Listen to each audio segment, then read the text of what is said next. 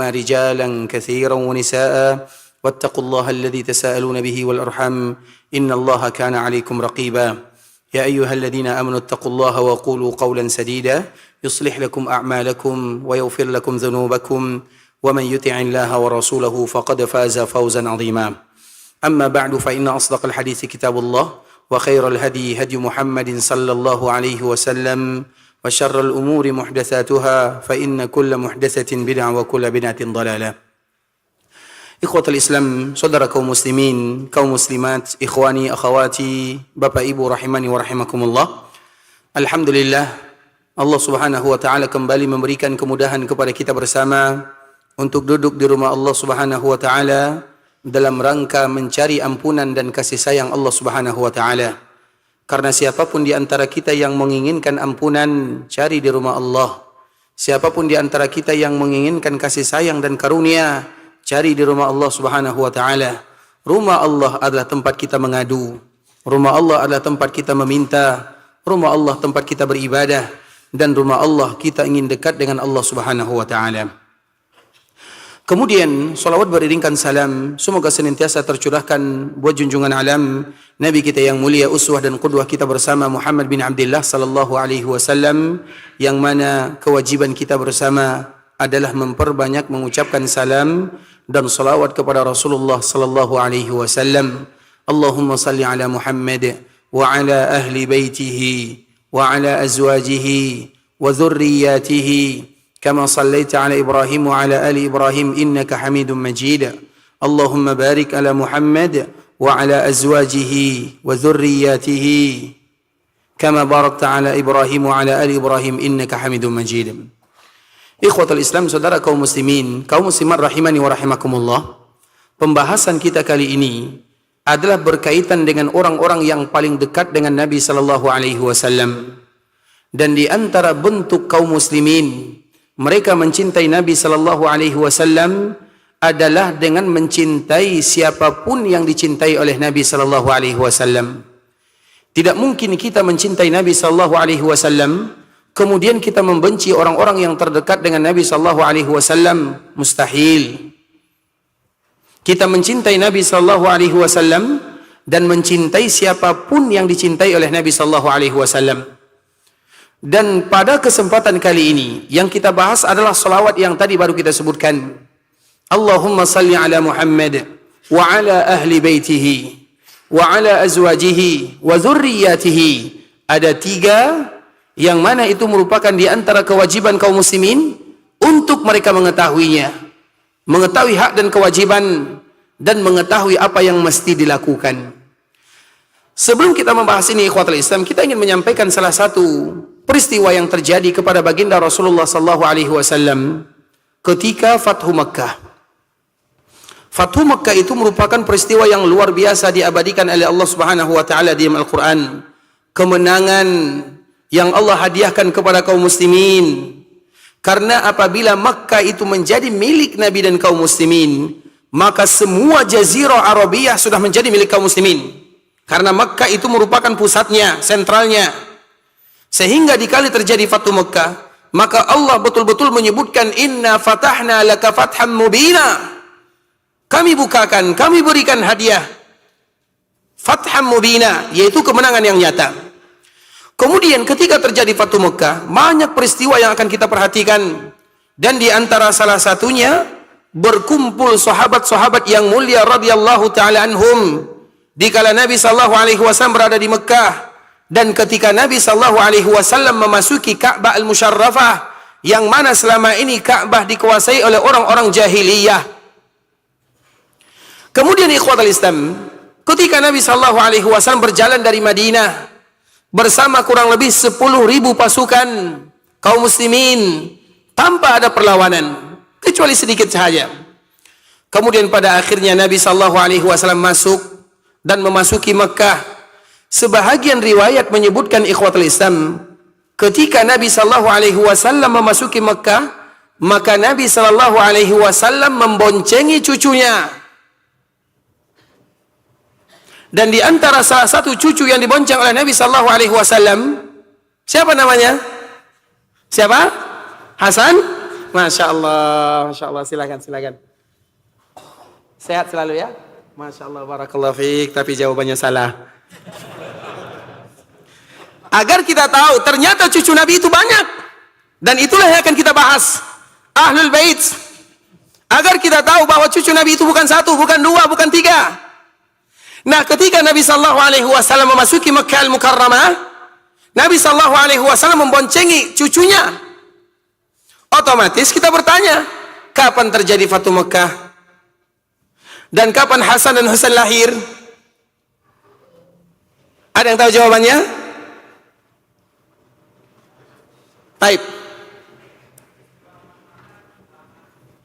Baik, ke-8 Hijriah. Hasan dan Husain kapan mereka lahir?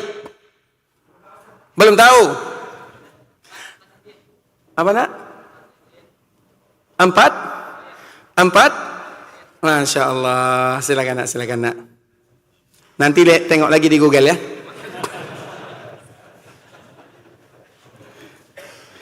Kemudian dikala terjadi Fatu Mekah, Nabi SAW memboncengi cucunya. Nanti akan kita sebutkan siapa nama cucu Nabi. Sekarang masih rahasia. Kemudian ikhwatul Islam, ketika Nabi sampai di Mekah, maka yang pertama kali dilakukan oleh baginda Rasulullah SAW adalah masuk ke Ka'bah Al-Musyarrafah. Nabi SAW memanggil yang memegang kuncinya, Utsman bin Talha. Kemudian dibukakan Ka'bah Al-Musyarrafah.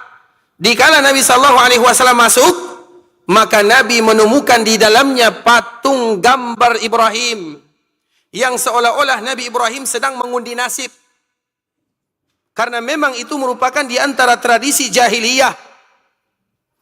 Makanya Nabi SAW mengatakan, dusta, mereka dusta. Yang pertama ada gambar, ada patung Nabi Ibrahim. Dari mana mereka kenal dengan Nabi Ibrahim? Dari mana? Sehingga mereka membuat gambar Nabi Ibrahim. Karena jarak antara Nabi Ibrahim dengan Nabi Muhammad SAW itu jauh. Nabi Adam kepada Nabi Nuh 1000 tahun. Nabi Nuh kepada Nabi Ibrahim 1000 tahun.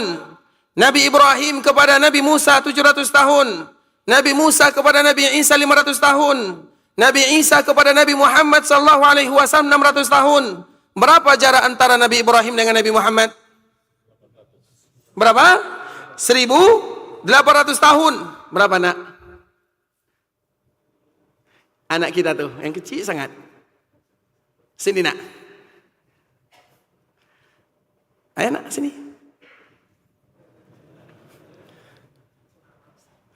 Malu ya? Bisa tampil? Taib 1800 tahun. Di zaman dulu, bukan jarak yang singkat. Nah, sehingga dikala mereka membangun atau membuat patung Ibrahim, dari mana mereka kenal? Dari mana mereka tahu? Sehingga Nabi SAW marah gara-gara ini, dan juga mereka menasabkan kepada Nabi Ibrahim sesuatu yang tidak pernah dibuat oleh Nabi Ibrahim. Makanya Allah Subhanahu wa taala menyebutkan, karena Nabi Ibrahim satu-satunya nabi yang tidak dicela oleh siapapun di dalam dunia. Semua agama tidak pernah mencela Nabi Ibrahim. Semuanya. Apakah orang Yahudi mencela Ibrahim? Apakah orang Nasara mencela Ibrahim? Apakah orang musyrikun mereka mencela Ibrahim? Tidak ada yang mencela Ibrahim. Dan itu adalah bentuk Allah mengganti daripada dakwah Nabi Ibrahim. Nabi Ibrahim ketika berdakwah, berapa orang umatnya? Siapa yang ikut kepadanya?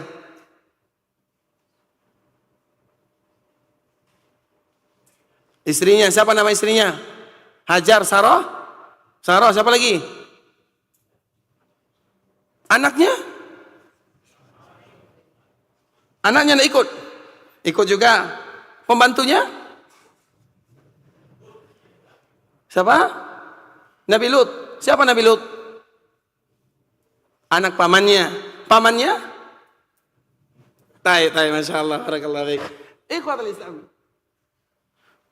Nabi Ibrahim alaihissalam, dikala dia berdakwah, tidak ada yang ikut kepadanya. Kecuali anaknya, kecuali istrinya, tidak ada yang lain. Sehingga Allah ganti dakwah tersebut. Dikala dia sudah meninggal, tidak ada yang mencelanya. Coba sebutkan agama mana yang mencela Nabi Ibrahim? Tidak ada. Itu di antara bentuk Allah memuliakan Nabi Ibrahim hasil daripada dakwahnya. Iya, mungkin Nabi Ibrahim belum berhasil berdakwah secara zahir. Tidak ada yang ikut kepadanya. Tapi setelah beliau meninggal, maka tidak ada agama yang mencelanya. Bahkan semua agama menyandarkan diri kepadanya. Maka disebut dengan agama Ibrahimiyah. Tapi Allah menyebutkan, "Ma kana Ibrahimu Yahudiyya wala Nasraniyya, walakin kana hanifan muslima, wa ma kana minal musyrikin."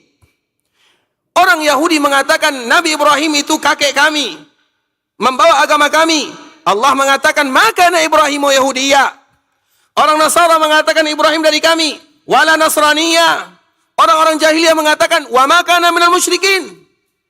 Jadi ayat ini adalah ayat untuk membantah bahwa Nabi Ibrahim itu adalah hanifan muslima. Hanif, muslim. Berarti agama Nabi Ibrahim adalah Islam. Kemudian ikhwatul Islam, ketika Nabi SAW masuk ke dalam Ka'bah, melihat gambar Ibrahim, kemudian sedang mengundi nasib, itu bahaya. Karena orang-orang jahiliyah, ketika mereka melakukan perkara tersebut, mereka harus mencari orang yang harus disandarkan amalannya kepada siapa. Sehingga mereka menyandarkan amalan tersebut kepada Nabi Ibrahim. Bagaimana caranya? Maka mereka membuat patung Nabi Ibrahim seolah-olah sedang mengundi nasib, melakukan ini. Sehingga kalau ada yang bertanya, "Kenapa kalian melakukan amalan ini?" Maka mereka mengatakan, ini ajaran Nabi Ibrahim. Padahal itu adalah kedustaan. Oleh karenanya ikhwatal Islam, ketika Nabi SAW masuk, Nabi hancurkan semuanya. Kemudian setelah Nabi hancurkan, maka Nabi SAW salat, dan Nabi SAW salat di antara rukun Yamani dan Hajar Aswad, atau dekat dengan rukun Yamani. Disitulah Nabi SAW salat 2 rakaat. Kemudian Nabi mengatakan, ini poinnya, tidak boleh ada yang masuk ke dalam Ka'bah Al-Musyarrafah kecuali orang yang diinginkan oleh Allah dan orang yang diinginkan oleh Nabi-Nya.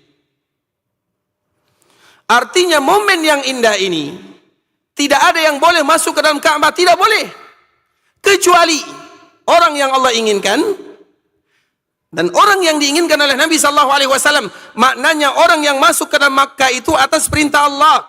Allah yang menunjuknya siapa yang akan masuk bersama Nabi SAW. Karena ini momen yang bersejarah. Dan kita tahu, ketika Nabi mengatakan kalimat ini, para sahabat tentunya menginginkan semuanya. Ada keluarga Nabi, ada mertua Nabi, ada menantu Nabi. Tapi di saat inilah ikhwatul Islam, yang masuk ke dalam Ka'bah pada waktu itu adalah 2 orang. Ada yang menyebutkan 3, ada yang menyebutkan 2. Yang di antara sifatnya sama-sama berkulit warna hitam. Kalau yang pertama kita tahu semua jawabannya. Siapa dia? Bilal. Yang kedua? Siapa sahabat yang berkulit warna hitam? Siapa? Siapa? Usamah bin Zaid bin. Kedua orang sahabat ini ikhwatul Islam, kalau dilihat dari warna kulit, hitam. Bilal dari Habasyah, Usamah dari Zaid, sama-sama berkulit berwarna hitam. Di situ ada Abu Bakar As-Siddiq, di situ ada Umar bin Khattab, di situ ada Utsman, di situ ada Ali, di situ ada cucu Nabi sallallahu alaihi wasallam. Tapi kenapa yang harus masuk itu Bilal dan Usamah? Kenapa harus mereka yang masuk? Siapa yang tahu jawabannya? Kenapa harus 2 orang ini yang masuk? Tadi baru kita jawab. Tidur semua ya. Karena Allah yang inginkan, Nabi yang inginkan. Bukankah tadi kita mengatakan bahwa tidak boleh masuk kecuali yang Allah inginkan, yang Nabi inginkan. Dan yang Allah inginkan adalah Bilal, yang Allah inginkan adalah Usamah. Seolah-olah Nabi SAW mengatakan kepada kaum muslimin, yang membuat kalian mulia itu bukan karena warna kulit, yang membuat kalian mulia itu bukan karena dunia, yang membuat kalian mulia itu bukan karena nasab, Yang membuat kalian mulia itu adalah karena iman dan takwa kepada Allah Azza wa Jal. Bilal, siapa Bilal? Usama, siapa Usama? Tapi mereka yang masuk bersama Nabi, itu mulia di hari yang mulia. Di bulan Ramadan, dikala berkumpul kaum muslimin, Allah berikan kemenangan itu mulia. Sehingga semua mata tertuju kepada Ka'bah. Siapa yang akan memasukinya? Tiba-tiba masuk Bilal, masuk Usama. Nabi ingin mengajarkan kaum muslimin bahwa kita tidak pernah melihat kekayaan, harta, tampang, muka, kulit, ras, daerah ini. Allah melihat iman dan takwa. Padahal tadi kita sebutkan di sana ada cucu Nabi sallallahu alaihi wasallam. Ada cucu Nabi sallallahu alaihi wasallam. Kenapa Nabi sallallahu alaihi wasallam tidak membawa cucunya? Nabi ingin memberikan pelajaran kepada kaum muslimin, momen yang terindah, pelajaran yang mulia, bahwa iman dan takwa yang harus dikejar. Makanya ikhwatul Islam, ini merupakan di antara muqaddimah tentang masalah Ahlul Bait, bahwa yang membuat kita mulia adalah iman dan takwa kepada Allah Subhanahu wa taala. Dan kalau sekiranya yang memiliki hubungan dengan Nabi sallallahu alaihi wasallam mulia, maka mereka mendapatkan kemuliaan di atas kemuliaan. Makanya tadi kita belajar Nabi membawa cucunya, dan yang dibawa oleh Nabi sallallahu alaihi wasallam pada saat itu adalah Ali. Berarti Ali adalah salah seorang cucu Nabi sallallahu alaihi wasallam. Siapa ibunya? Zainab. Karena Zainab itu dia memiliki anak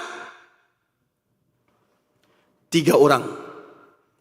Hanya saja yang lahir 2. Yang satunya gugur atau keguguran, bukan gugur ya, keguguran. Jadi pada waktu itu ikhwatul Islam, Nabi sallallahu alaihi wasallam hijrah dari Mekah menuju Madinah. Kemudian ketika Nabi hijrah, keluarga Nabi belum lagi hijrah. Putri-putri Nabi juga belum hijrah. Dan bahkan setelah terjadi perang Badar, baru Zainab ini hijrah. Karena dikala terjadi perang Badar, di antara salah satu lawan Nabi sallallahu alaihi wasallam yang berada di barisan musuh adalah menantu Nabi itu sendiri, suami daripada Zainab. Dan Zainab menikah dengan Abul As. Jadi Abul As itu adalah putrinya Khawlah. Khawlah itu adalah saudarinya Khadijah. Berarti apa hubungan Zainab dengan Abul As? Apa hubungan Zainab dengan Abul As?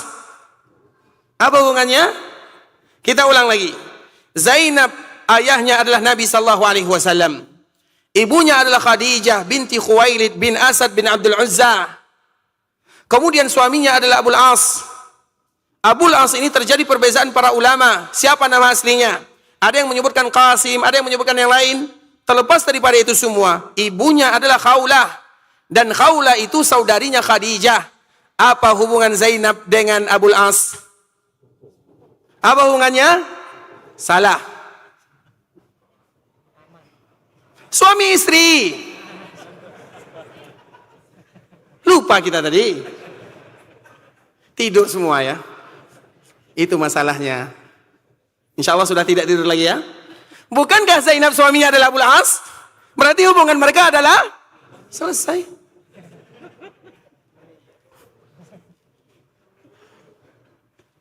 Tadi kata lisan, Abul As di antara orang yang berada di barisan kaum musyrikin. Berada di barisan kaum musyrikin. Kemudian ikhwatul Islam, pada akhirnya dia termasuk orang yang tertangkap menjadi tawanan. Kemudian Nabi SAW bermusyawarah dengan para sahabatnya, apa yang harus kita lakukan kepada tawanan? Ujung-ujungnya kesepakatan harus membayar. Nah, ketika Abul As harus membayar, maka yang membayarnya adalah Zainab. Zainab mengirimkan kalung ke kota Madinah. Kemudian ketika kalung tersebut sampai di kota Madinah, Nabi tahu ini kalung milik Zainab, karena kalung itu milik ibunda Khadijah. Khadijah berikan hadiah kalung ini kepada Zainab di hari pernikahannya. Kemudian ketika Nabi melihat kalung ini, Nabi menangis. Nabi mengenang Khadijah. Nabi ingat putrinya yang masih tertahan di Mekah. Maka Nabi minta izin kepada para sahabatnya, maukah kalian membebaskan Abul As tanpa syarat, tanpa ada tebusan? Maka para sahabat mengatakan, silakan ya Rasulullah, tidak ada masalah. Di saat itulah Nabi mengatakan kepada Abul As, pulanglah kamu ke Mekah dengan syarat, izinkan putriku datang ke kota Madinah. Agar dia hijrah berkumpul bersama Nabi SAW. Kemudian Abul As itu adalah orang yang jujur, orang yang dermawan, orang yang amanah. Walau dia pada saat itu belum lagi beriman, tapi dia adalah orang yang amanah. Kemudian ikhwatul Islam, pada akhirnya Zainab diizinkan pulang ke kota Madinah bersama Nabi SAW di perjalanan. Zainab pada waktu itu sedang hamil. Kemudian dia menaiki onta, dibawa oleh beberapa sahabat Nabi SAW dan yang lainnya. Ketika melakukan perjalanan dari Mekah menuju Madinah, orang-orang Mekah itu marah kepada Zainab karena mereka ditambah lagi kalah dalam perang Badar. Ditambah lagi orang-orang Mekah mengatakan yang menjadikan kekacauan seperti ini adalah ayahmu wahai Zainab. Jadi kemarahan mereka selama ini ditumpahkan kepada Zainab. Mereka marah kepada Nabi, tapi kemarahan mereka itu ditumpahkan kepada Zainab. Maka Nabi SAW mengatakan, Zainab adalah wanita putriku yang paling bersabar terhadap perjuangan yang aku lakukan. Paling bersabar karena banyak ujiannya. Dan salah satu ujian yang terberat adalah dikala dia hijrah dari Mekah menuju Madinah. Orang-orang Quraisy marah. Kemudian Zainab berada di atas ontanya. Ada di antara mereka yang menusuk paha onta. Jadi onta yang ditunggangi oleh Zainab ditusuknya. Kalau onta ditusuk, apa yang terjadi? Yang ada di atas apa yang terjadi? Jatuh. Dan ketika Zainab jatuh dari onta, itulah yang menyebabkan keguguran. Itulah yang menyebabkan sakit. Ada yang menyebutkan tulangnya patah. Pada akhirnya Zainab meninggal pada tahun ke-8 Hijriah. Dan salah satu penyebabnya adalah karena jatuh dari onta. Karena jatuh dari onta itu sakit sekali. Kalau tidak percaya silahkan dicoba. Kemarin ya kawan kami ya, jatuh dari onta itu sakit ikhwatul Islam. Naik saja itu sulit. Apalagi jatuh darinya. Dan itulah yang dirasakan oleh Zainab. Dan dia pada saat itu sedang hamil. Cucu Nabi, keguguran. Siapa di antara kita yang tidak sedih ketika putrinya diperlakukan dengan perbuatan seperti itu? Kalau perlu kita akan cari orangnya. Dan itu adalah putri Nabi SAW. Sehingga pada akhirnya Nabi SAW hanya memiliki 2 orang cucu dari Zainab. Yang pertama namanya adalah Umamah.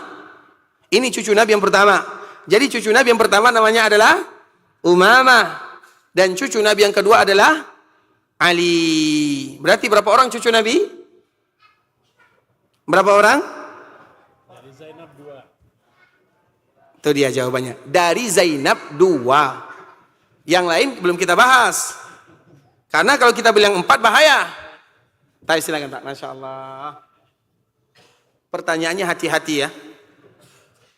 Sehat sekali Pak ya. Masya Allah. Barakallahu fiik. Pertanyaan siang berbeza dengan pertanyaan malam. Pertanyaan siang banyak lika-likunya. Tadi ikhwatul Islam kita lanjutkan. Jadi itulah cucu Nabi SAW yang pertama dan yang kedua, Umamah. Umamah ini ikhwatul Islam adalah seorang wanita yang Nabi SAW termasuk yang menjaganya. Kenapa demikian? Ibunya meninggal. Ayahnya Abul As, ketika suaminya atau istrinya meninggal, dia pergi ke Mekah. Maka Umamah ini Nabi SAW yang ikut andil dalam membesarkannya. Sehingga Nabi sangat sayang kepadanya. Dan pada akhirnya Umamah ini menikah dengan Umar bin Khattab radhiyallahu ta'ala anhu. Sehingga dikatakan Umar bin Khattab adalah mertua Nabi dan menantu Nabi. Umar bin Khattab adalah mertua Nabi dan juga menantu Nabi. Mertua Nabi karena anaknya adalah Hafsah yang menikah dengan baginda Rasulullah SAW. Menantu Nabi ya karena dia menikah dengan anak atau putri Nabi SAW. Karena Umamah selain dia adalah cucu Nabi, tapi dia juga seolah-olah anak Nabi. Karena Nabi yang jaga dia. Ibunya meninggal yang bernama Zainab. Itu adalah Ahlul Bait yang pertama. Dan terlepas daripada itu semua ikhwatul Islam, Ahlul Bait yang sesungguhnya, yang paling pertama di antara yang pertama adalah istri-istri Rasulullah SAW. Karena tidak mungkin ada Umamah tanpa Zainab. Tidak mungkin ada Zainab tanpa Khadijah. Berarti Ahlul Bait yang pertama adalah istri Nabi sallallahu alaihi wasallam. Sehingga ayat yang betul-betul menyebutkan tentang Ahlul Bait yang pertama itu adalah istri Nabi sallallahu alaihi wasallam. Berarti kalau kita ingin berbicara tentang Ahlul Bait, cari dulu, cari tahu, hafalkan, ketahuilah siapa keluarga Nabi dan siapa istri Nabi sallallahu alaihi wasallam.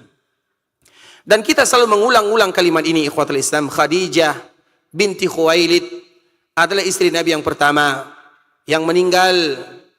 Kemudian Zainab binti Khuzaimah adalah istri Nabi yang juga meninggal di zaman Nabi sallallahu alaihi wasallam.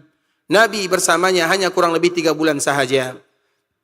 Kemudian yang tersisa dari Ahlul Bait, dari istri-istri Nabi sallallahu alaihi wasallam adalah Ibunda Saudah, Ibunda Aisyah, Ibunda Hafsah, Ibunda Safiyah, Ibunda Ummu Habibah, Ibunda Ummu Salamah, Ibunda Zainab binti Jahshin, Ibunda Maimunah, Ibunda Juwairiyah, dan yang terakhir adalah Maryah Al-Qibtiyah yang diperselisihkan oleh para ulama. Mereka itulah adalah Ahlul Bait yang pertama. Jadi ketika kita berbicara tentang Ahlul Bait, karena tidak mungkin ada Ahlul Bait tanpa mereka ini.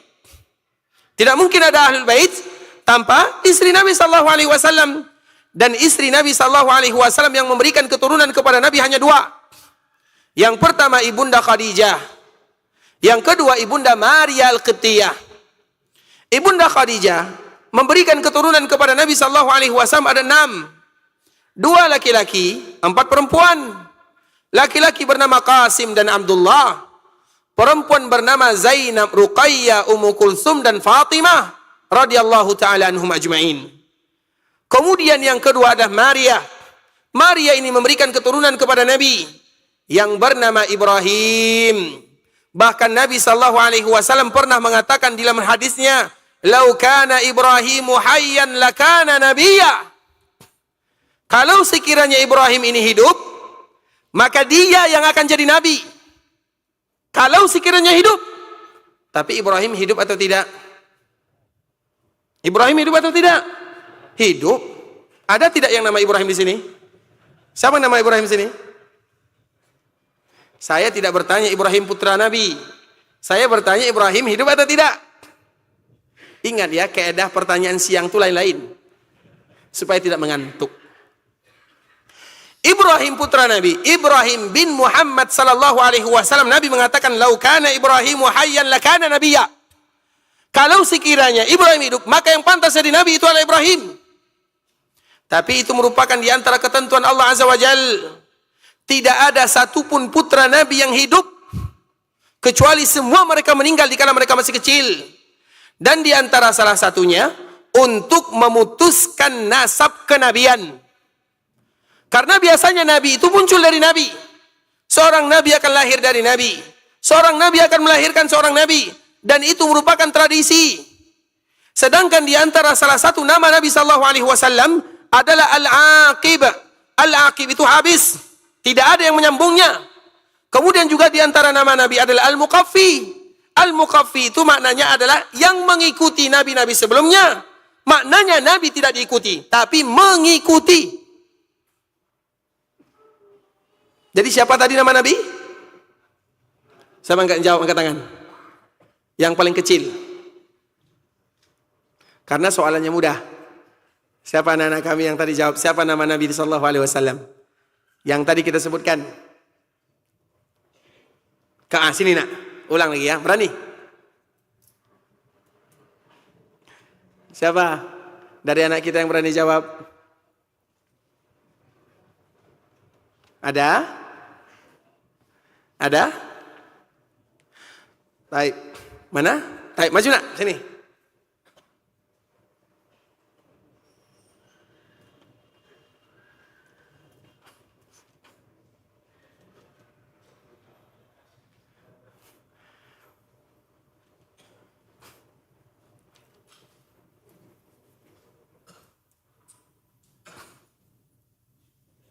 Baik, sini nak. Sini nak. Masya Allah. Coba sebutkan 4 nama Nabi. Ustaz bocorkan, yang satu Ahmad, yang satu Muhammad. Kamu tambah 2. Siapa nama Nabi nak? Nabi Musa. Nabi Musa. Terus siapa nama lagi? Nabi Idris. Nabi Idris. Siapa lagi? Nabi Isa. Nabi Isa. Siapa lagi? Nabi Adam. Masya Allah. Silakan kamu pilih hadiahnya. Pilih sendiri. Masya Allah.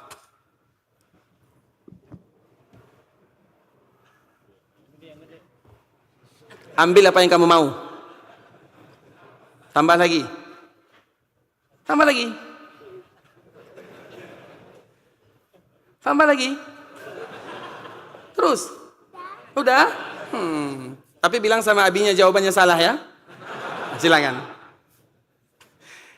Tadi kita menyebutkan di antara nama Nabi adalah Al-Aqib. Kenapa Nabi disebut dengan Al-Aqib? Habis. Habis, selesai. Al-Aqib itu Al-Uqba akhir.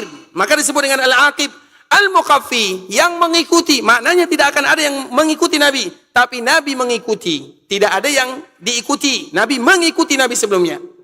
Oleh karenanya Nabi SAW dinamakan dengan Al-Aqib dan Al-Muqaffi. Sehingga Nabi SAW menyebutkan, "Lau kana Ibrahimu hayyan lakana nabiyya." Kalau sekiranya Ibrahim itu hidup, maka dia yang pantas jadi nabi. Jadi kalau ada yang ngaku-ngaku nabi, minimal namakan dirinya Ibrahim. Bisa dipahami? Ini kan ada nabinya Tukimin. Apalagi yang nama nabi? Minimal namanya adalah pandai-pandai sedikit, itu istilahnya. Tapi ikhwatul Islam, jadi Nabi SAW semua putranya meninggal. Tujuannya supaya tidak ada anggapan ada Nabi setelah Nabi SAW, itu yang pertama. Karena Nabi adalah Nabi terakhir. Kalau ada putra Nabi yang hidup, maka orang menganggap putra Nabi itu semuanya akan menjadi Nabi anggapan. Jangankan putra Nabi SAW, bahkan sesuatu yang jauh nasabnya dari Nabi SAW, juga banyak menganggap mereka itu seperti seolah-olah ada sesuatu yang berlebih. Apalagi kalau sekiranya itulah putra Nabi SAW. Oleh karenanya ikhwatul Islam, para ulama menyebutkan yang demikian. Karena Nabi adalah Nabi yang terakhir. Ketika Nabi yang terakhir, di antara hikmahnya semua putra Nabi meninggal. Qasim meninggal dikala masih kecil. Abdullah meninggal dikala dia masih kecil. Dan mereka berdua dari ibunda Khadijah. Kemudian Ibrahim yang lahir pada tahun ke-8 Hijriah, meninggal pada tahun 10 Hijriah, juga meninggal di kota Madinah dari salah seorang wanita yang bernama Maria Al-Qibtiyah, yang mana Maria ini adalah salah seorang wanita yang berasal dari Mesir. Sehingga Nabi menamakan putranya dengan Ibrahim. Nabi menamakan putra tersebut dengan nama ayahnya Ibrahim, karena ibunya sama-sama berasal dari Mesir. Bukankah ibu Nabi juga berasal dari Mesir? Siapa nama ibu Nabi? Hajar alaihissalam, yang berasal dari Mesir. Siapa nama ibunya Ibrahim? Maria, yang juga berasal dari Mesir. Jadi ada kesamaan antara istri Nabi dengan ibu Nabi SAW. Berarti dari jalur laki-laki, semua nasab Nabi SAW kembali kepada 3 orang ini. Namun 3 orang ini mereka sudah dipanggil oleh Allah Subhanahu wa taala. Kemudian yang tersisa dari keluarga Nabi SAW adalah putri-putri Nabi SAW. Yang pertama adalah Zainab, suaminya adalah Abul As. Tadi telah kita jelaskan sedikit tentang Zainab. Yang kedua adalah Ruqayyah. Ruqayyah ini suaminya adalah Utsbah. Kemudian putri Nabi yang ketiga namanya adalah Ummu Kulsum. Sebahagian para ulama mengatakan Ummu Kulsum itu bukan nama, tapi itu adalah kunyah. Abu Fulan, Abu Fulan, Abu Yahya, Abu Badar, Abu Abdullah, Abu Abdurrahman, Ummu Abdullah, Ummu Maryam, Ummu Kulsum. Jadi siapa nama Ummu Kulsum? Siapa? Ramlah, Masya Allah. Silakan. Bisa diberikan, Masya Allah. Barakallahu fiik, tapi jawabannya salah lagi. Salah semua jawabannya, macam mana nih ikhwatul Islam? Ummu Kulsum. Siapa namanya? Siapa? Angkat tangan. Umayyah? Siapa yang bilang Umayyah? Apa buktinya? Baik, silakan, Masya Allah. Umayyah. Para ulama sejarah mereka berbeza antara Umayyah dengan Hindun. Jadi Umayyah itu adalah di antara nama yang masyhur. Jadi Umayyah itu bisa dipakai untuk laki-laki, bisa juga dipakai untuk perempuan. Jadi Umayyah itu merupakan di antara nama yang masyhur di kota Mekah. Sebagaimana Abraha adalah nama yang masyhur yang dipakai di daerah Habasyah. Jadi Abraha itu bukan satu, Abraha itu banyak. Hanya saja Abraha yang kita kenal adalah Abraha yang menghancurkan Ka'bah atau yang ingin menghancurkan Ka'bah. Tapi Abraha itu merupakan di antara nama yang masyhur. Begitu juga di antara nama yang masyhur di Makkah Al-Mukarramah adalah Umayyah. Dan salah satunya adalah Ummu Kulsum. Jelas? Kemudian yang keempat ikhwatul Islam adalah Fatimah radhiyallahu taala anha, yang kita tahu suaminya adalah Ali bin Abi Thalib radhiyallahu taala anhuma. Taib, Zainab tadi kita telah bahas. Zainab suaminya adalah Abul As. Abul As ini ketika dia kalah atau dikala dia sudah ditawan, kemudian diizinkan oleh Nabi SAW pulang ke Mekah dengan syarat dia harus mengembalikan putri Nabi yang bernama Zainab. Kemudian ikhwatul Islam, pada akhirnya Zainab bersama orang tuanya, bersama Nabi SAW di Madinah. Kemudian tahun ketiga, tahun keempat, tahun kelima, tahun keenam, tahun ketujuh, maka Abul As ini dia pergi membawa perdagangan orang-orang Quraisy untuk melakukan perdagangan ke sebuah daerah yang bernama Syam. Kemudian sepulangnya dari Syam, maka kaum muslimin menangkap semua pasukan Abul As. Satu-satunya yang bisa melarikan diri adalah Abul As. Kemudian ketika Abul As melarikan diri di malam hari, maka dia lari di rumah istrinya. Jadi status Abul As ini setelah berpisah dari putri Nabi Zainab, status mereka belum jelas. Apakah dia masih istri Nabi? Atau apakah dia masih menantu Nabi? Atau Abul As itu masih menjadi suami daripada Zainab atau tidak? Belum tahu. Karena mereka sudah terpisah. Kemudian setelah ditangkap, atau setelah bersembunyi di rumah Zainab, maka Abul As ini mengatakan kepada Zainab, wahai Zainab, tolong aku. Maka di saat itulah dikala Nabi SAW melakukan sholat subuh, Zainab keluar. Dan Zainab mengatakan, aku adalah Zainab, putri Nabi SAW. Nabi dan para sahabat berada di dalam masjid. Dan Nabi tidak tahu menahu tentang ini. Maka Zainab mengatakan, aku adalah Zainab, putri Nabi SAW. Dan aku memberikan keamanan kepada Abul As. Kalau sudah ada kalimat ini, berarti Abul As tidak boleh diganggu. Sehingga dari sinilah keluar hukum dan undang-undang di dalam agama Islam. Siapapun yang memberikan keamanan kepada seorang yang bukan muslim, maka tidak boleh satupun kaum muslimin yang mengganggunya. Dan sumber hukum ini kembali kepada putri Nabi SAW yang bernama Zainab. Pada akhirnya Nabi SAW kembali bertemu dengan Abul As, menantunya. Nabi berpesan kepada Abul As, wahai Abul As, kamu boleh tinggal di sini, tapi kamu tidak boleh menyentuh putriku. Berarti Zainab istri Abul As atau tidak? Tidak atau iya? Tidak atau iya? Salah. Apakah Nabi mengatakan, wahai Abul As, kamu saya ceraikan dengan Zainab? Tapi Nabi mengatakan, kamu tidak boleh menyentuh. Berarti masih istri atau belum? Tadi iya, tadi sekarang tidak. Cepat sekali berubah fatwa. Berarti istrinya atau tidak? Masih. Hanya saja Nabi SAW melarang menyentuhnya. Kemudian dikala berapa lama berada di kota Madinah, Maka di saat itulah orang-orang Madinah mengatakan, wahai Abul As, kenapa kamu tidak mau masuk Islam? Pada waktu itu Abul As tidak mau.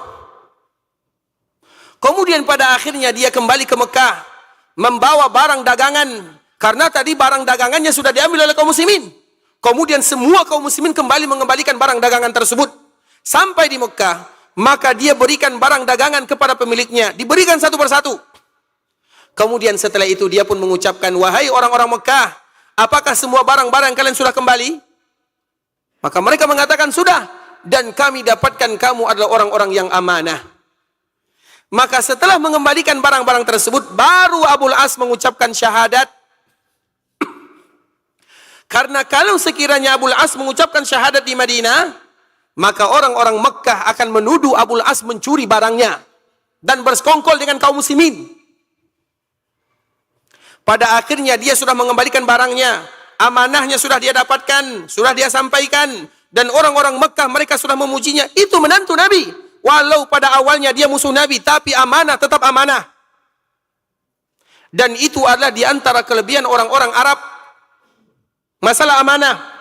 Kemudian ikhwatul Islam, pada akhirnya baru dia mengucapkan kalimat syahadat. Kemudian dia kembali ke kota Madinah dan berkumpul bersama istrinya. Dan Nabi tidak lagi menikahkannya karena mereka masih suami dan istri. Makanya tadi kita menyebutkan mereka belum bercerai, Nabi hanya melarang saja. Kemudian perjumpaan mereka itu hanya 1 tahun. Setelah 1 tahun, Zainab radhiyallahu ta'ala anha, putri Nabi yang paling dicintai oleh Nabi, yang paling bersabar terhadap dakwah Nabi, dipanggil oleh Allah pada tahun ke-8 Hijriah. Dan dia meninggalkan 2 orang. Yang pertama Umamah, yang kedua adalah Ali. Dan kedua orang ini hidup bersama Nabi sallallahu alaihi wasallam. Berarti itu adalah awal daripada Ahlul Bait. Kemudian yang kedua, kita sambung tahun depan saja. Cukup di sini ya, sampai di sini ya. Baik, sekarang kita buka sesi dan jawab. Kalau ada yang bertanya maka kami persilahkan.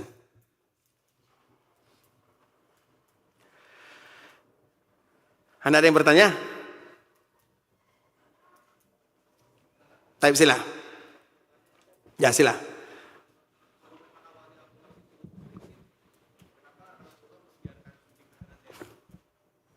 Mungkin diulang lagi ya, agar bisa didengar oleh yang lain.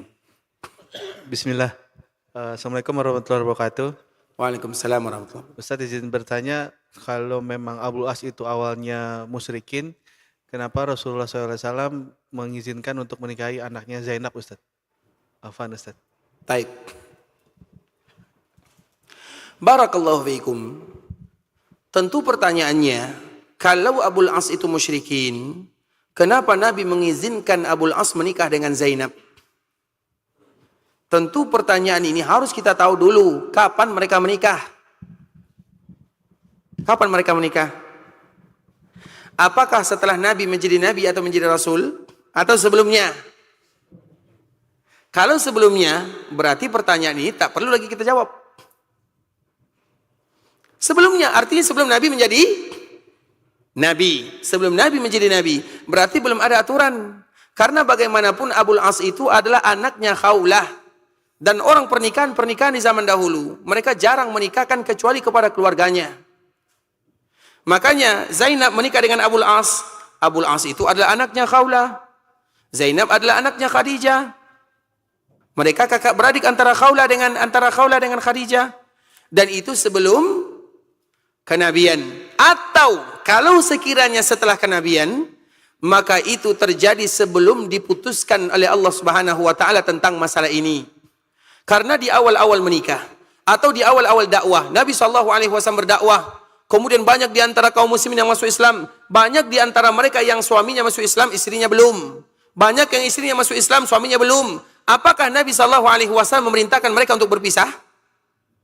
Nabi perintahkan atau tidak? Karena hukum itu bertahap. Sekarang masuk Islam dulu. Nanti setelah kuat, kalau keluarga belum juga masuk Islam, baru berpisah. Jadi ada tahapan-tahapannya. Dan itu merupakan di antara jawabannya. Tapi yang lain kami persilakan.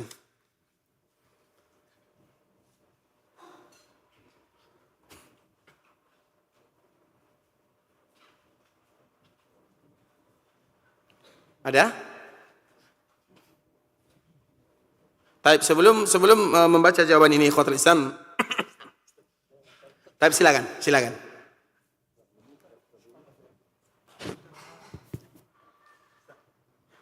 Halo. Ya, Waalaikumsalam warahmatullahi wabarakatuh, Ustaz. Assalamualaikum. Izin bertanya, Ustaz. Apakah benar Rasulullah pernah kena sihir?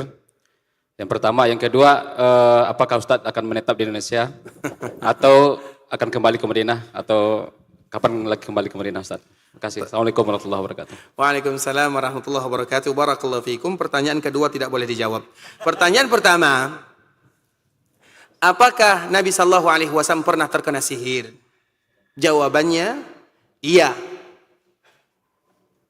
Karena Nabi terkena sihir itulah ikhwatul Islam, maka turun ayat Al-Ma'uzatain. Qul a'udzu birabbil falaq. Qul a'udzu birabbin nas. Para ulama mengatakan ikhwatul Islam, para ulama menjelaskan, siapapun di antara kita, karena gangguan kita itu terdiri dari dua.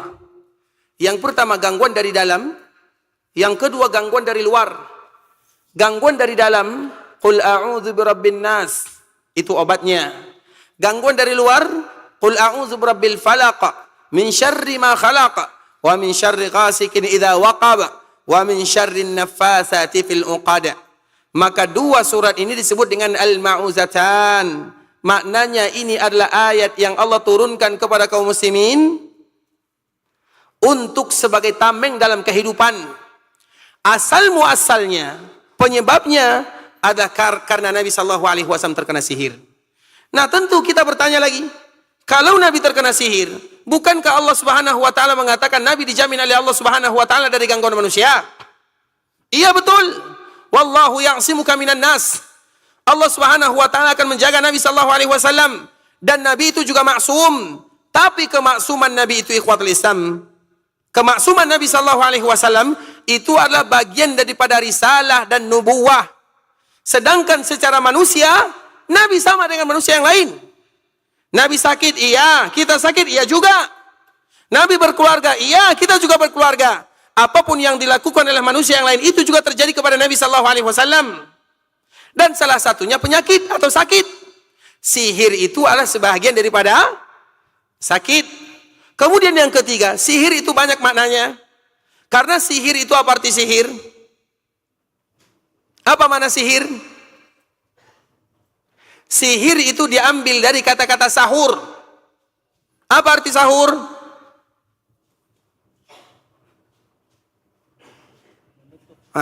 Sebentar lagi kita Ramadan nih. Apa?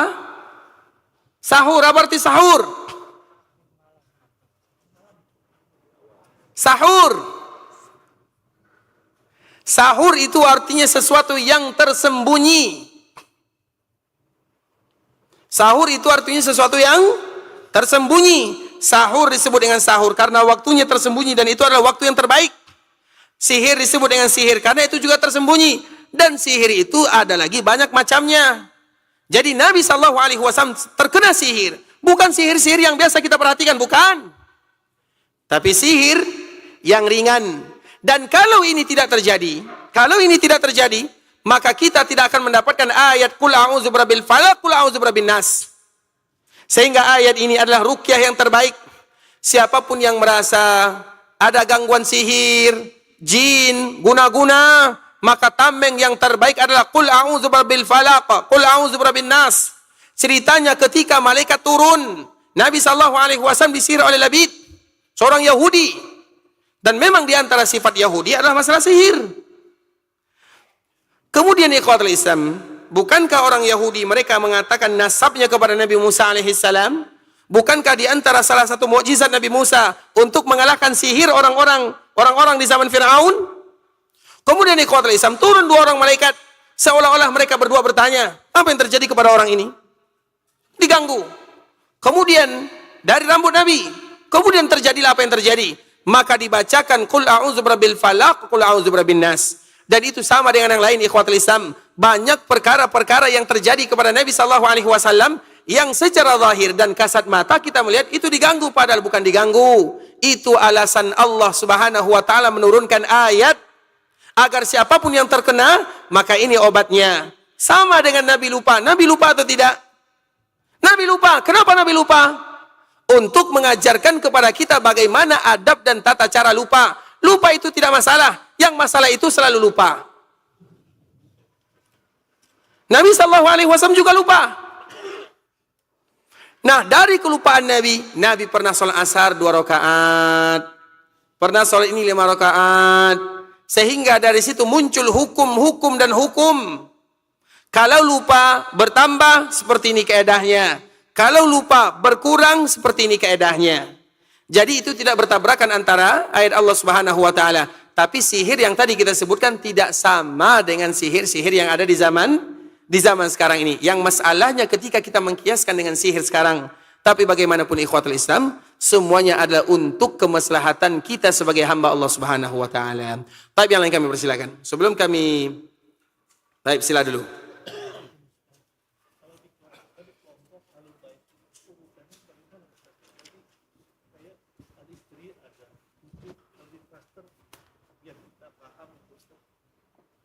Klaster yang utamanya mana nomor 1, 2, jadi sehingga mudah dihafal gitu Ustaz. Iya, sebenarnya kami sengaja tidak menyebutkan semuanya supaya nanti bersambung lagi pengajiannya. Sengaja kami tidak bagi tahu semuanya. Tidak semua ilmu itu gratis, cari sendiri. Nah, Antara istri dan cucunya itu tadi mana yang utama? Tadi Ustaz bilang istri, terus istri Nabi. Sengaja saya seperti itu supaya masih kacau. Terima kasih Ustaz. Bisa dipahami ya? Supaya kita semangat lagi nanti mempelajari mana keluarga Nabi SAW. Ternyata membahas keluarga Nabi itu tak mudah. Baik. Karena Bapak banyak bertanya, ini hadiahnya. Ini hadiahnya khusus masalah mengenal Ahlul Bait. Masya Allah. Nanti baca Pak ya. Setelah dibaca hadiahkan kepada istri. Baik. Sehat Pak ya? Masya Allah. Barakallahu fiik. Baik. Apakah yang harus dilakukan sama yang bernasab ke Ahlul Bait kalau seandainya dapat beasiswa untuk anaknya yang belajar di pondok, apakah diterima atau tidak? Ikhwatul Islam, di antara salah satu kewajiban negara adalah bertanggung jawab kepada Ahlul Bait. Di antara salah satu kewajiban negara adalah bertanggung jawab kepada Ahlul Bait. Makanya untuk menentukan Ahlul Bait itu harus dengan bukti yang otentik. Kalau di sana, karena Ahlul Bait yang paling banyak itu adalah di tempat Ahlul Bait itu berada. Itu kaedahnya. Ahlul Bait yang paling banyak itu adalah di tempat mereka berada. Di mana mereka berada? Di mana mereka wafat? Berarti Ahlul Bait yang paling banyak di mana? Selesai. Di sana mereka berada. Di sana mereka wafat. Di sana mereka punya keturunan. Berarti Ahlul Bait yang paling banyak adalah di kota Madinah. Madinah. Itu kampung halamannya. Di sana mereka meninggal. Dan induk daripada Ahlul Bait itu siapa? Muhammadun sallallahu alaihi wasallam. Dan Nabi sallallahu alaihi wasallam berada di kota Madinah untuk selama-lamanya. Nabi tidak akan pernah keluar dari kota Madinah. Di masa hidup, apalagi setelah wafat. Di masa hidup saja Nabi tak pernah keluar dari Madinah. Kecuali untuk berjihad, beribadah. Pernah tidak kita mendengar Nabi sallallahu alaihi wasallam pergi berjalan-jalan keluar dari Madinah? Tidak pernah. Nabi tinggal di Madinah, dan setelah wafat Nabi akan berada di kota Madinah untuk selama-lamanya. Pernah Nabi datang ke sini? Ke Roja pernah Nabi datang? Terlalu hina orang yang mengatakan demikian. Biasanya ikhwatul Islam, yang didatangi itu, yang datang itu, orang mulia didatangi atau mendatangi? Jawab baik-baik. Orang yang mulia itu biasanya didatangi atau mendatangi? Siapa yang paling mulia? Rasulullah SAW. Tiba-tiba ada yang mengatakan Nabi ke sini, Nabi yang datang. Bukankah itu penghinaan kepada Nabi SAW? Menghina Nabi namanya. Kalau kita cinta kepada Nabi, datang ke sana. Bukan Nabi yang disuruh datang ke sini. Kami pernah dulu datang mendengar Nabi datang ke Roja ya, enggak ya? Atau ke Sumatera? Ada? Ingat itu ikhwatul Islam. Seolah-olah kita mengatakan Nabi SAW berada di sini, datang ke sini, Nabi datang ke sini, Nabi datang ke sini. Menghina Nabi SAW dengan cara yang mereka tidak sadar. Menghina Nabi namanya. Apakah sehina itu Nabi SAW? Sehingga Nabi datang ke sini, datang ke sana, datang ke sini, datang ke sini. Lelah Nabi SAW. Kalau ingin bertemu dengan Nabi sallallahu alaihi wasallam dan berziarah kuburan Nabi sallallahu alaihi wasallam, datang ke kota Madinah.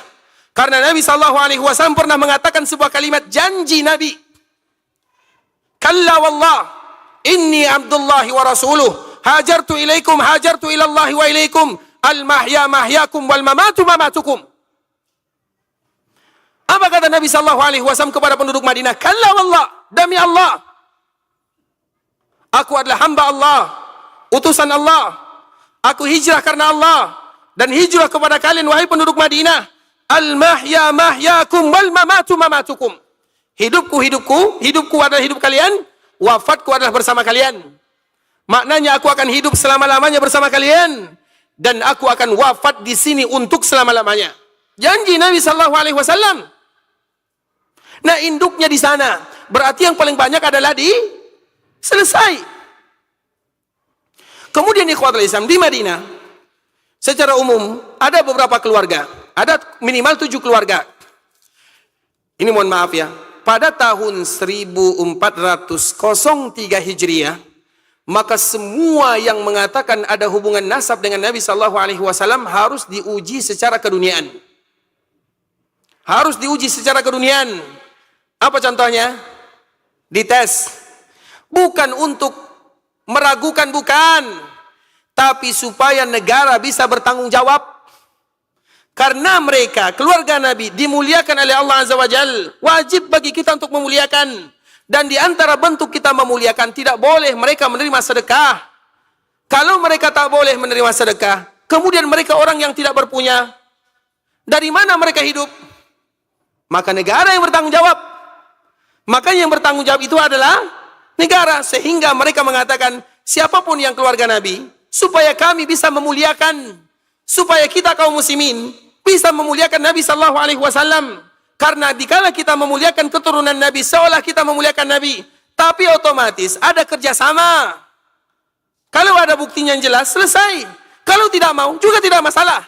Tapi supaya nanti kita mudah bertanggung jawab kepada keluarga Nabi sallallahu alaihi wasallam. Makanya dari jalur Hasan yang paling banyak itu di kota Madinah, dan dari jalur Husain yang paling banyak itu di kota Taif.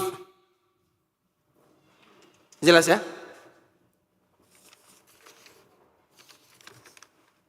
Baik.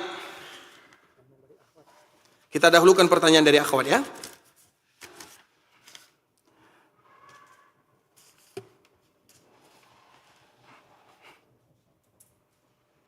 Ustaz, apakah jatah mabit dalam poligami yang kondisinya antara istri pertama dan istri kedua tinggalnya sekitar 20 menit, sedangkan usaha suami ada di rumah isper, istri pertama, dan isper punya anak 1. Isket, ini istilahnya bagus semua ya. Isket belum punya anak, karena selama ini suami mabitnya harinya disamakan 3 hari 3 hari. Sedangkan isper sebenarnya susah hidup jauh dengan suami. Sedangkan isket memilih di poligami karena alasannya nggak bisa yang harus hidup dengan suami 24 jam non-stop. Itu sebabnya bagaimana? Tanya kepada suaminya. Saya kan nggak tahu jawabannya. Ada ispet, ada isket, ada apa lagi? Istri, ada istri pertama, istri kedua, istri ketiga. Tapi ikhwatul Islam, hukum Allah adalah hukum Allah Subhanahu wa taala. Poligami adalah hukum Allah Azza wa Jalla. Yang salah itu adalah orangnya. Yang salah itu adalah orangnya. Nah, keadilan dalam agama, adil itu bukan sama rata. Itu bukan adil namanya. Keadilan itu al-adlu waddu'u syai' fi mahallihi au fi makanihi. Meletakkan sesuatu di tempatnya.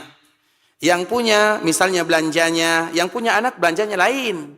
Yang tak punya anak belanjanya lain. Yang punya anak 5 belanjanya lain. Yang punya anak 2 belanjanya lain. Artinya keadilan itu bukan sama rata. Keadilan itu meletakkan sesuatu pada tempatnya. Dan kami tidak bisa menjawab panjang lebar karena kami belum mencobanya.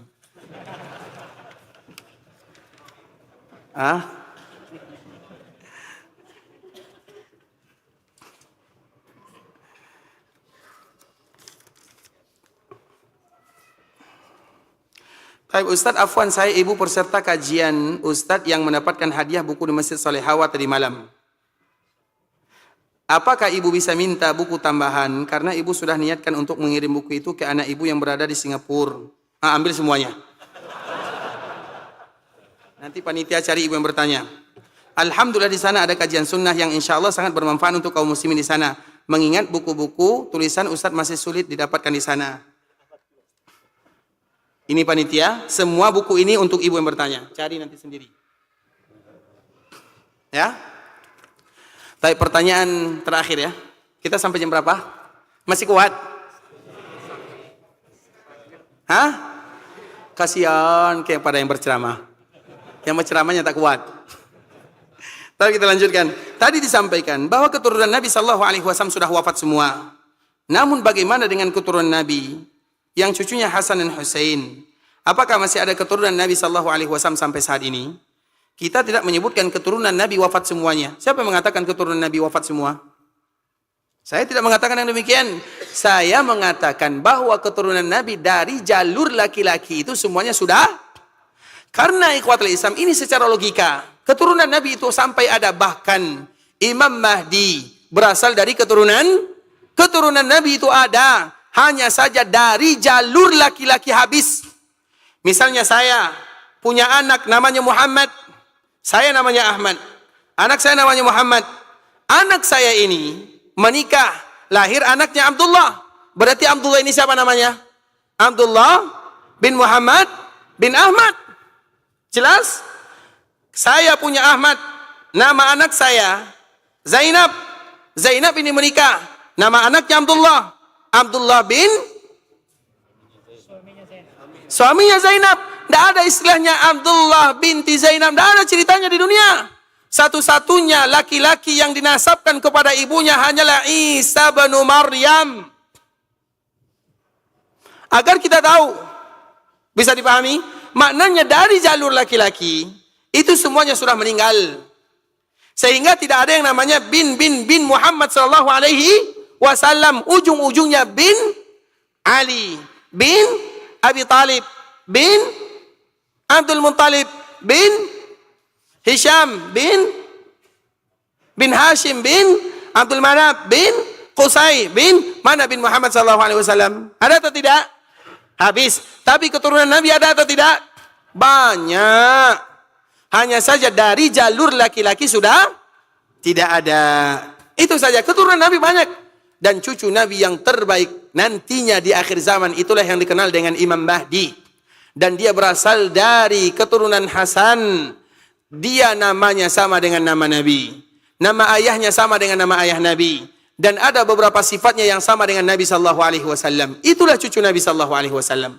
Berarti keturunan Nabi ada atau tidak? Taib. Ustadz mohon jelaskan hadis tentang wanita budak hitam yang pernah ditemui oleh Nabi sallallahu alaihi wasallam. Wanita tersebut memiliki penyakit epilepsi. Apakah ada di zaman Nabi pernah menikahkan para janda? Dan mohon nasihatnya untuk ibu saya agar tidak bersedih jika ditolak lamarannya demi ikhwan karena alasan mempunyai penyakit tersebut. Barakallahu fikum ikhwatul Islam. Semoga Allah Subhanahu wa taala memberikan kesembuhan kepada siapapun di antara kita yang sakit. Allah berikan kelunasan kepada siapapun di antara kita yang berhutang. Allah Subhanahu wa taala ampunkan dosa kita bersama dan semoga Allah berikan keberkahan dalam kehidupan kita. Tapi ikhwatul Islam, tentunya pernah ada di zaman Nabi sallallahu alaihi wasallam salah seorang wanita yang mengadu kepada Nabi sallallahu alaihi wasallam dia punya penyakit. Maka Nabi sallallahu alaihi wasallam mengatakan, "Wahai fulana, aku berikan kepadamu pilihan antara kamu bersabar, kalau kamu bersabar untukmu surga." Maka wanita tersebut mengatakan, "Iya ya Rasulullah, aku akan bersabar." Maka dari sinilah sebagian para ulama mengatakan bahwa berobat itu hukumnya adalah wajib atau rukun. Berobat. Siapa yang mengatakan wajib, angkat tangan? Apa dalilnya? Berobat itu tidak wajib. Berobat itu tidak wajib, tapi dianjurkan. Maknanya kalau ada yang berobat silahkan, ada yang tidak berobat bisa jadi dia memilih sabar. Salah satu contohnya wanita ini. Jadi wanita ini, Nabi SAW, karena banyak para sahabat yang mengadu kepada Nabi SAW, salah satunya wanita ini. Dia datang kepada Nabi, "Ya Rasulullah, doakan diriku supaya sembuh." Maka Nabi mengatakan, kalau kamu sabar, falakil jannah, kamu masuk surga, pasti masuk surga.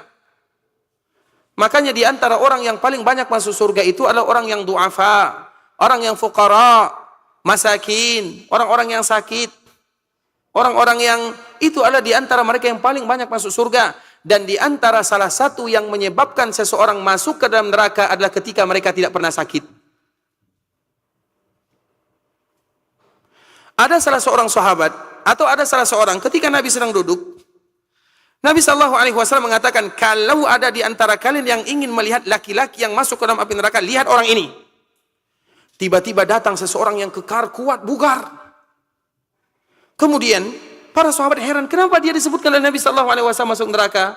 Dicari, ditelusuri, dipelajari. Ternyata dia tidak pernah sakit. Maka kalau ingin masuk surga, sakit-sakitanlah.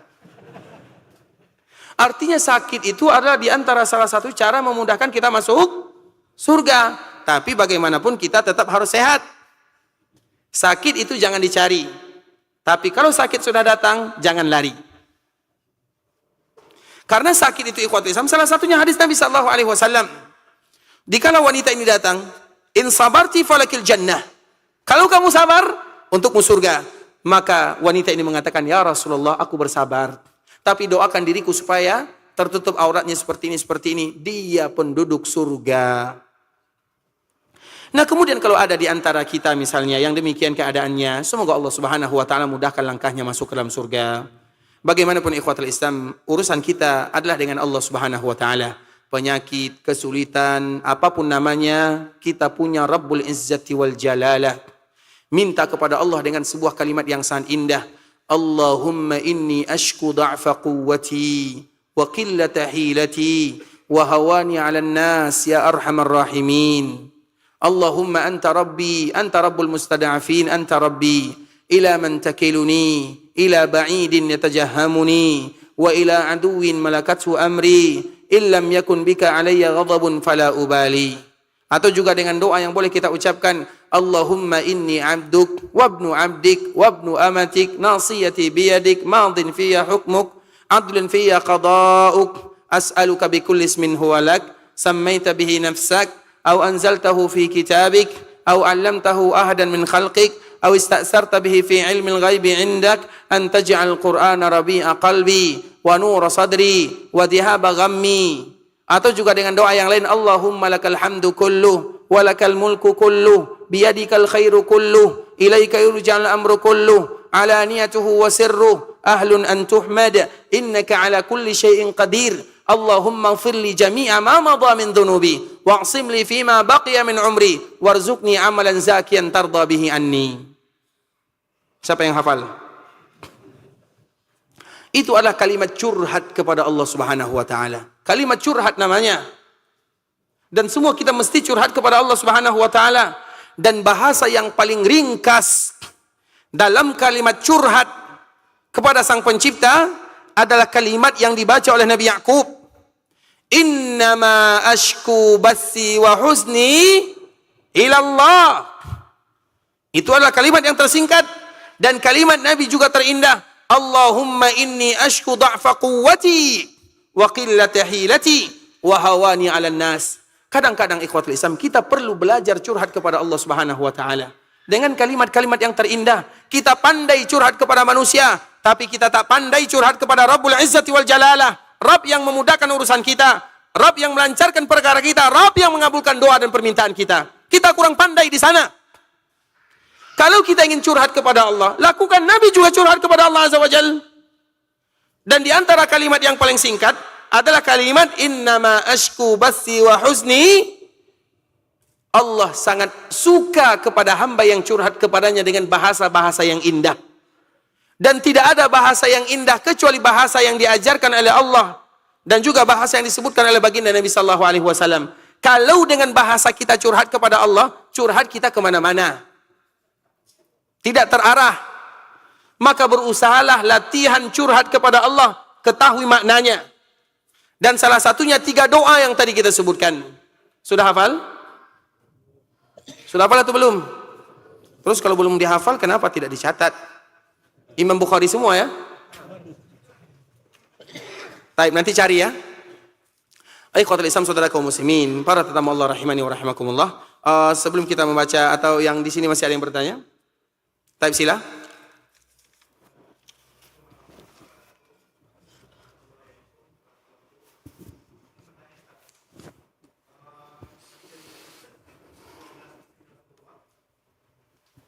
Yang kami ketahui itu cuma satu yang gadis, Aisyah. Sementara yang lain itu janda, termasuk ibunda Khadijah. Apakah ada anak tiri dari Rasulullah, Ustaz? Kalaupun ada, apakah mereka masuk Ahlul Bait? Baik. Jazakallah khair. Masalah Ahlul Bait itu ikhwatul Islam, pertanyaannya, Nabi SAW menikah dengan yang sebelumnya pernah menikah. Apakah Nabi SAW menikah dengan orang yang tadi sudah menikah? Berarti Nabi SAW punya anak tiri. Nabi punya anak tiri atau tidak? Punya anak tiri atau tidak? Dari mana? Ummu Salamah. Dari? Ummu Salamah. Ummu Salamah. Ummu Salamah ini disebutkan ikhwatul Islam. Ada yang menyebutkan anaknya ada 3 atau 4. Sehingga dikala Nabi SAW meminangnya, maka Nabi mengatakan atau dia bertanya, ya Rasulullah, aku punya anak dan keturunan. Khawatir aku nanti tidak bisa mengurus dirimu. Kemudian aku adalah wanita yang pencemburu. Maka apa kata Nabi SAW? Kecemburuanmu akan dijaga oleh Allah Subhanahu Wa Taala. Dan anakmu adalah anakku. Anakmu adalah anakku. Tapi bagaimanapun nasabnya sampai kepada Nabi atau tidak? Berarti dia Ahlul Bait atau tidak? Ahlul Bait atau tidak? Hanya saja masalah tanggung jawab adalah atas nama Nabi SAW. Walau bukan Ahlul Bait, tapi mereka adalah keluarga Nabi. Bisa dipahami? Mereka hidup dengan Nabi. Ibu mereka adalah istri Nabi. Kalau sekiranya mereka tidak ada hubungan dengan Nabi SAW, tapi mereka satu rumah dengan Nabi SAW. Atau kalau tidak ada satu rumah dengan Nabi, mereka adalah sahabat Nabi SAW radhiyallahu ta'ala anhum ajma'in. Jadi cara dekat dengan Nabi itu banyak. Kalau tidak dengan Ahlul Bait, dengan nasab, maka dengan kemuliaan. Kalau tidak dengan kemuliaan, dengan ketakwaan. Orang-orang yang mencontoh Nabi SAW, berarti merekalah sesungguhnya yang ingin bersama Nabi SAW. Bukankah ada, ini kita tutup dengan pertanyaan terakhir ini ya. Salah satu kisah yang mungkin sebahagian kaum muslimin pernah mendengarnya. Datang tiba-tiba salah seorang Arab Badui. Apabila orang Badui datang, itu salah satu yang ditunggu-tunggu oleh para sahabat. Ketika orang Arab ini datang, atau Arab Badui ini datang, orang pedalaman datang, tiba-tiba dia langsung bertanya kepada Nabi, Mata sa'ah? Ya Rasulullah, kapan terjadi hari kiamat? Hampa muqaddimah, kapan kiamat? Maka Nabi SAW, tentunya urusan ini bukan urusan Nabi. Dan Nabi tidak tahu. Karena urusan hari kiamat adalah urusan yang disandarkan kepada Allah Azza wa Jalla. Nabi hanya memberitahukan kepada kita sifat dan ciri-cirinya. Dan itu pun belum tentu terjadi hari kiamat. Karena ketika Nabi menyebutkan ciri-cirinya, di antara salah satunya manusia berlomba-lomba membangun bangunan yang tinggi. Berarti kalau kita lihat bangunan yang tinggi, ini kiamat ini. Tidak demikian keadaannya. Nabi hanya menyebutkan sifatnya, kapannya Allahu a'lam. Sehingga Nabi SAW tidak membahas tentang masalah kiamat. Tapi Nabi lebih fokus kepada bertanya, Mada a'datta laha? Wahai fulan, tidak usah kamu bertanya kapan terjadi hari kiamat. Pertanyaannya, kalau kiamat itu terjadi, apa persiapanmu? Karena kiamat itu ikhwatul Islam ada 2. Yang pertama kiamat yang kita kenal dengan hari kiamat. Yang kedua, siapapun yang meninggal berarti dia sudah kiamat. Man mata faqad qamat qiyamatuhu. Barang siapa yang wafat, yang meninggal, sudah kiamat untuknya. Walau belum terjadi hari kiamat, tapi dia sudah kiamat. Man mata faqad qamat qiyamatuhu. Sehingga pertanyaan yang lebih pantas diajukan kepada orang tersebut, Mada a'datta laha? Apa yang kamu persiapkan kalau kiamat itu terjadi? Maka oleh karena itulah orang tersebut mengatakan la syai', tidak ada. Maknanya tidak ada amalan yang khusus. Salat biasa, puasa biasa, zakat yang wajib-wajib saja, tidak ada amalan yang khusus. Kemudian di ujung pembicaraan dia pun mengatakan, tapi aku sangat mencintaimu ya Rasulullah. Dengan bukti fakta, realita. Kemudian di saat itulah Nabi mengatakan sebuah kalimat yang membuat semua para sahabat berbahagia semenjak mereka masuk Islam. Dan siapapun yang mendengarkan hadis ini, mereka pasti berbahagia. Nabi SAW mengatakan setelah mendengarkan orang ini berbicara, Al-mar'u ma'a man ahabba.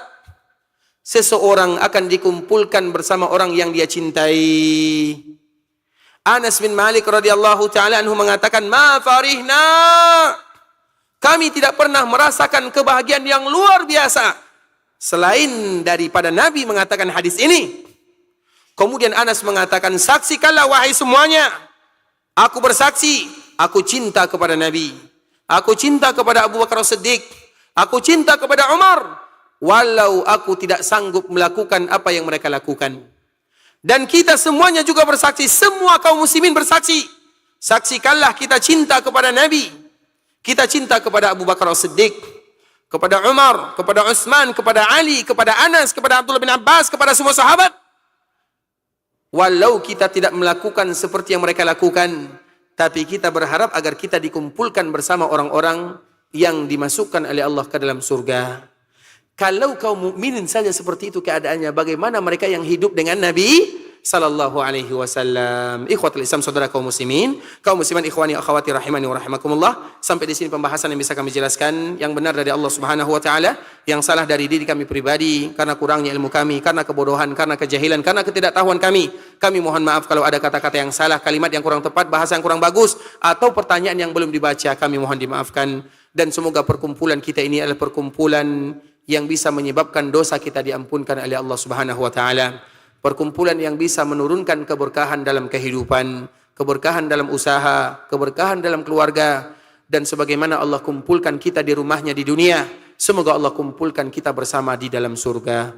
Amin amin ya rabbal alamin. Subhanakallahumma bihamdika asyhadu an la ilaha illa anta astaghfiruka wa atubu ilaik. Wa sallallahu wa sallam ala nabiyyina wa habibina wa khalilina wa sayyidina Muhammadin wa ala alihi wa sahbihi wa sallam tasliman katsira. Assalamualaikum warahmatullahi wabarakatuh.